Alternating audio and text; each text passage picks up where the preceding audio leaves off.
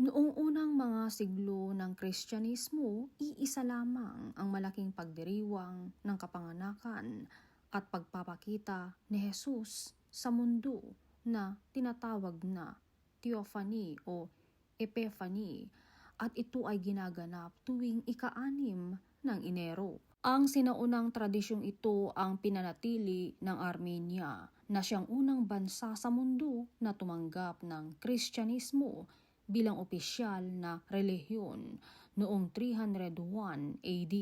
Habang lumalaganap ang Kristyanismo sa Roma noong ika-4 na siglo, pinili ng simbahang Romano na ilipat ang Pasko sa December 25 upang makipagsabay sa umiiral na mga paganong kapistahan. Maraming simbahan sa kanluran ang sumunod dito, ngunit ang Armenian Apostolic Church ay nanatili sa mas lumang kaugalian.